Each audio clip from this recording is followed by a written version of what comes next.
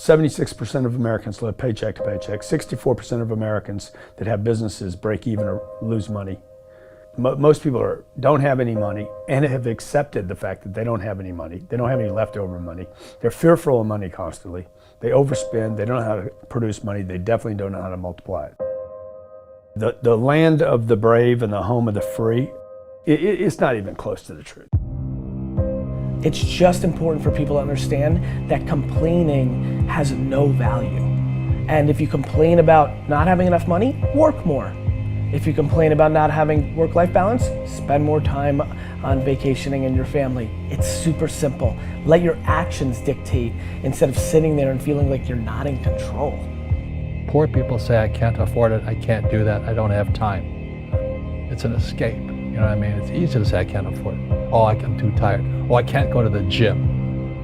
You know, when you could go to the gym, but no, I can't. Truth is, I'm just too lazy to go to the gym. Money doesn't have value, right? And this is an important thing that most people don't immediately understand, is that money itself doesn't have value. Money is a vector for transmitting value. It's how you express value.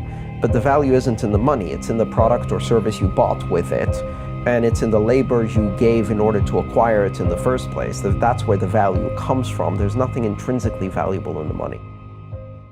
You shouldn't put money in a house, you should put money in your brand. You should put money in the marketing. You should promote yourself, not put money in where you and the kids live. Right. Why is that a mistake? Because it's dead money. I mean, it can't, a house can't make you money. A house does not make you money.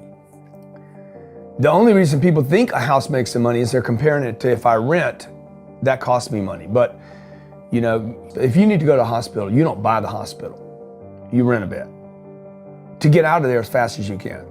If you go on a trip, you go to America and you want to go to Disneyland, you don't buy the hotel, you rent a room.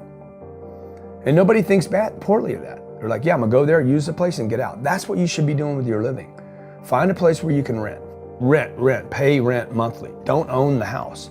And take all the money that you would have put in that house purchase, down payment, extra money, fixing it up, use all that money to improve your business and yourself so that you can get more money.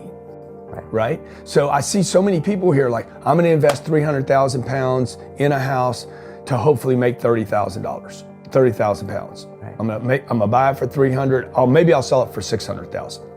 I'll double my money. Fixed in one place, by the way, where no money comes to you. Money does not go to homes. Right, and that's a big thing on your career is moving locations. Yeah, I've moved 5 or 6 times. I can move another 4 or 5 times. Because people who stay in the same place get too comfortable. If you study wealthy people, they're mercurial. They're moving, they're mobile. They're not talking, Warren Buffett and Bill Gates do not talk about the home they live in.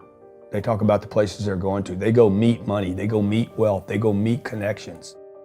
People are stunningly accepting of anything if they actually believe that's the purest form of it. I think I'd be less acceptable if I hedged. I really do. People will accept you. People accept everything. Just be you. Be you, and clearly people like react. When you're trying to fake something and you've got bad intent, well then that's visceral and we hate. But I actually think we don't give love to the person that actually knows they have it and they're trying to fake it to conform. Hence why I won't adjust to this market all the way, because I don't think I'll be respected. I know what my intent is, so why would I be scared? I want to build the biggest building in town. That's who I am. And you know how I want to do that? By building the biggest building in town. And a lot of people want to build the biggest building in town, and you know how they want to do it? By tearing everybody else's building down. Poverty is passed on. It's taught in your families. And middle class is taught in families. And so the people right now who are sitting at home, who are struggling financially or worried about money or unhappy, they may be making a lot of money, but unhappy with what they're doing, it was probably taught to you. You know, your superego was taught, get a job, work hard, or you'll never be rich, or the rich are evil, or whatever.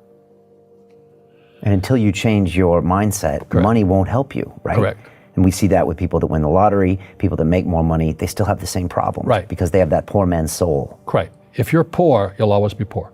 That's really hard for people to understand. Yeah, the money will disappear that fast. Just like most pro athletes, they make millions of dollars, and 65% are bankrupt 5 years later. It's because they come from poor families. Now you tell them that, they get very angry at you. It's the rich fault. It's you guys ripped me off and government ripped me off. But unfortunately, what Mr. Lipton was saying, it's passed down genetically. That's the frightening thing. And it's interesting when you commit to something, little gifts just start automatically showing up. It's a phenomenal thing. It's happened my whole career. When I fully commit, somebody will bring me something. Okay. And then keep your eyes open. And by the way, the package may come wrapped in a package you weren't thinking about. Hard work. Or like a voice, or like a person, or maybe from a different direction than you thought, or an offering where you're like, you read something about this and that's not the thing. Like all throughout my career, it's come in weird kind of ways. If you ask for help and somebody shows up at the door, maybe invite them in. Okay. Regardless of what the packaging is or what you've heard about it or whatever. That's really been beneficial to me. Okay. How old are you? 44. I'm 40. Do you know how young we feel? When you were 26, did you ever think that this is what 44 felt like? No. You thought that was finished? Yeah. How old are you? Like, you think a 40-year-old, like when I was 25 years old, I thought a 40-year-old was finished. I don't even feel like I'm starting, right? Yeah, but when I was 26, I was in a rush. I understand. And all of those guys and girls on the streets last night, when you say that to them, like their face kind of goes blank, because all the stuff they watch, MTV, music videos, it's all about the bling now, and the this now, and the this now. And MTV's tamed. You start following people on Instagram, and it's a disaster. They're all pushing it's all about champagne and private planes, and you can get it too, and just sign up for my course, and everybody's falling for it. So I'm coming out, and first of all, I want to be historically correct. Nobody in 100 years is gonna watch that video and say that I was full of crap. I like that, right? Number two, I want my legend to grow. I'm always fascinated by politicians and world figures. Like Winston Churchill, his brain continues to grow, right? I want that. When I'm dead, I want to be in the ground at peace knowing my legend's growing. I want that. I want that in the business world. And so I'm giving real advice, and real advice looks like this. When you're 19 and you can spend 7 full years learning your craft, meeting people that are mentors, being patient, and you wake up and you're 26 years old, you have your entire life in front of you, and you've done great foundational work to go on and then be successful.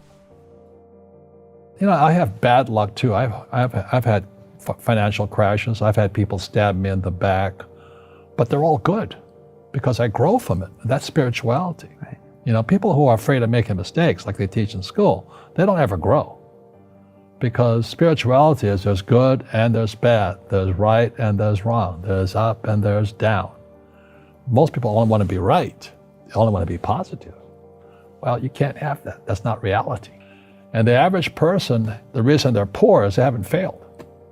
They play it so safe. They haven't made any mistakes like they're taught in school. That means they don't learn anything. That's why the school system's actually fundamentally corrupt. It's anti-education. Right. Don't make mistakes and don't ask for help. And if I didn't ask for help, I have my accountants, my attorneys, my bankers, and all that. I go into business like a rugby team. Boom, boom, and we kick butt. But the average guy is standing there, I'm an A student, I'm going to do this all on myself, and a bunch of rugby players run you over, and you go, well, they're not playing fair. Yeah, well, you're playing stupid. You should have a team. You should have accountants, attorneys, and bankers, and all that stuff. But that's not the game I want to play. I said, then don't play the game. The game of business is played with accountants, attorneys, bankers, hate to say it, politicians. You got to know the game. I don't want to hustle. I want to prosper. I don't want to grind. I want to create a machine that monetizes. I'm not shameful of money. I want money. I want a lot of money. I want to give money away. I want to raise a lot of money. And you can't do that if you're broke.